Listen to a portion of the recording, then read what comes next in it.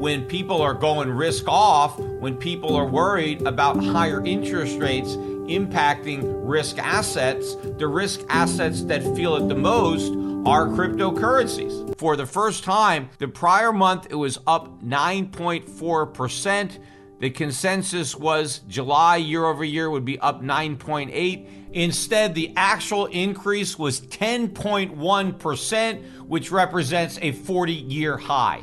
Now, I think that really sent some shockwaves throughout the markets to get a look at a major economy like the UK with double-digit inflation. Now, I think in reality, the US has double-digit inflation, and the digits are a lot higher.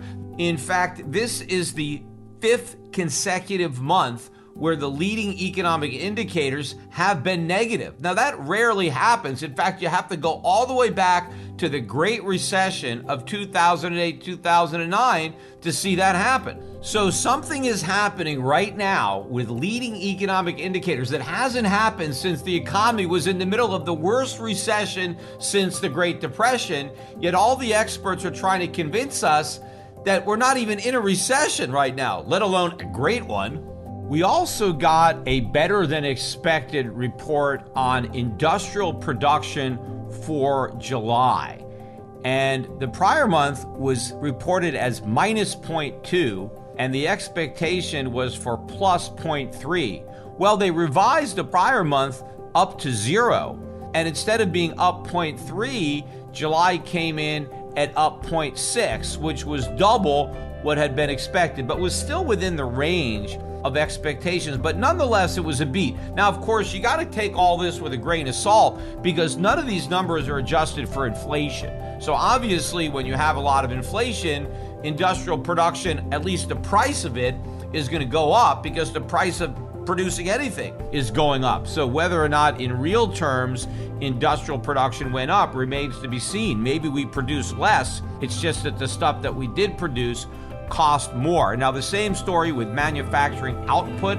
That was expected to rise by 0.2. Instead, it rose by 0.7. They even took the prior month's decline of minus 0.5 and made it just minus 0.4. So again, stronger data there. I mean, the data isn't strong.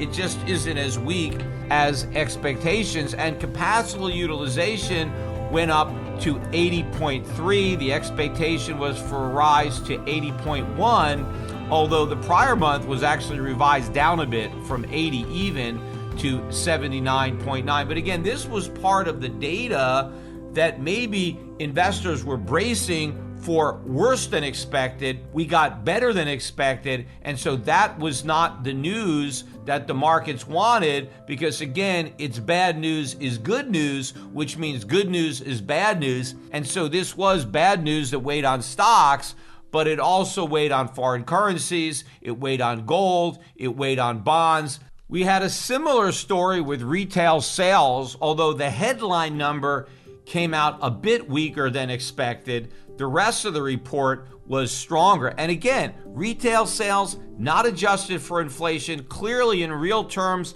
sales are falling. People are buying less and paying more. That's the story. That's not strength. That's weakness. But the expectation was for a 0.1% rise in retail sales. Instead, retail sales were flat, so no rise at all. And in fact, the prior month's gain of 1% was revised down to 0.8. But ex vehicles, it was a bit of a different story.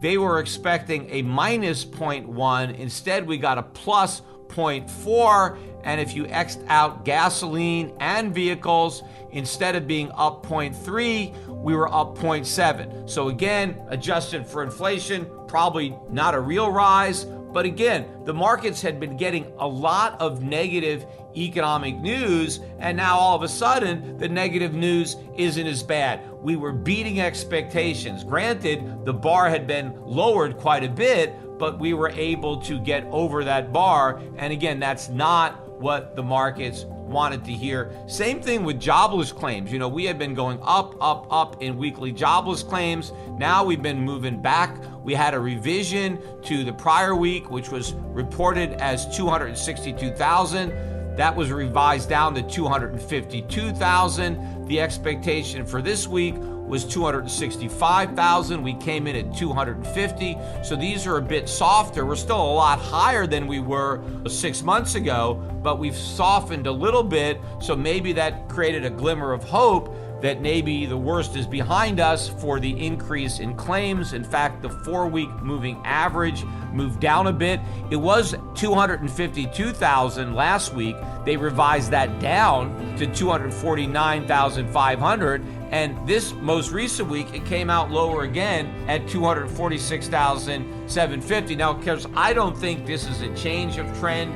I think this is just a slight correction. I think we're headed a lot higher in unemployment claims. But for now, the market's got a bit of a breather, and that continued to fuel the narrative of a tougher Fed. But probably one of the more significant beats was the Philadelphia Fed manufacturing survey, because a lot of people were bracing for a really bad number given the abysmal number we got in the Empire State manufacturing number. So the consensus for the Philly Fed was for a decline of 5. And that would have been a smaller decline than the prior months of minus 12.3. Instead, we didn't get a decline at all. We got a rise of 6.2. Now, that's not a big number, but it's a lot better than what the markets had been expected. In fact, the range of expectations went from minus 15 to plus 2. So plus 6.2 was more than triple the high end of the range. And I think, again, that really helped drive this narrative that, hey, maybe the economy isn't as weak as we thought. The Fed is still resolute in its commitment to fight inflation. And so maybe we were a bit premature in pricing in the Powell pivot. So we better start pricing some of that out. And that's why you saw these big moves, not just in the stock market, but again, even bigger moves in the foreign exchange markets, the gold market, the cryptocurrency market, and the bond market. But despite some of this better than expected economic news on the week, if you look at the current prediction for Q3 GDP out of the Atlanta Fed, it's just for 1.6%. Now, granted, that would snap a 2-quarter losing streak of negative GDP, but we're still early in Q3. In fact, earlier in the month, the Atlanta Fed was looking for a 2.5%, I think, rise in Q3 GDP. So they've already ratcheted that down quite a bit. And if you go back to a similar point in time in Q2, the expectation at that time by the Atlanta Fed was for the GDP to be greater than plus 1.6, and it ended up as a negative 0.9. So I think it's still early in the quarter, and let's see the experts try to dismiss that and claim that even 3 quarters of declining GDP still doesn't constitute a recession.